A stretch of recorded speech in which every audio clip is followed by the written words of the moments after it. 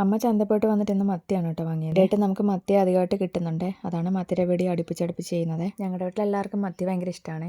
എനിക്കും കുഞ്ഞിനൊക്കെ ഭയങ്കര ഇഷ്ടമാണ്. കുഞ്ഞിന് കറിയിലുള്ള മത്തി കൊടുക്കാറില്ല, അവന് വെറുതെ ഒന്ന് വറുത്തൊന്ന് കൊടുക്കുകയോ ചെയ്യാറ്. നമുക്ക് മത്തി അധികമായിട്ടൊന്നും കിട്ടിയിട്ടില്ല, അതുകൊണ്ട് കറി വെക്കാൻ മാത്രമേ എടുക്കുന്നുള്ളൂ, വറുക്കാനായിട്ട് എടുക്കുന്നില്ല. പിന്നെ ഇന്ന് കുഞ്ഞിന് വെള്ളച്ചാറാക്കുന്നുണ്ട്, മുരിങ്ങക്കോലും തക്കാളി ഇട്ടിട്ട് ഒരു വെള്ളച്ചാറ് വെക്കുന്നുണ്ട്. പിന്നെന്താ, നമുക്ക് കുറച്ച് പാവയ്ക്ക ഇരിപ്പുണ്ടായിരുന്നേ, അത് ഞാൻ ആലോചിച്ചു ഉണക്കി വെക്കാമെന്ന്. ഇവിടെ പാവയ്ക്ക മെഴുക്കുരട്ടിയും തീയലൊക്കെ വെക്കുന്നതിനെക്കാട്ടി കൂടുതലായിട്ട് കഴിച്ചു പോകുന്നത് ഇതുപോലെ കൊണ്ടാട്ടമാക്കി വെക്കുമ്പോഴാണ്. പാവക്ക വെയിലത്ത് വെച്ചിട്ട് വന്നിട്ട് കുഞ്ഞിനുള്ള കറി റെഡിയാക്കി വെച്ച് നമുക്ക് മത്തിക്കറി ആക്കണമല്ലോ. മത്തിക്കറി തേങ്ങാമുളക് അരച്ച് വെക്കാനാണ് ഉദ്ദേശിക്കുന്നത്. അങ്ങനെ തേങ്ങയൊക്കെ അരച്ച് ചട്ടിയിലാക്കി.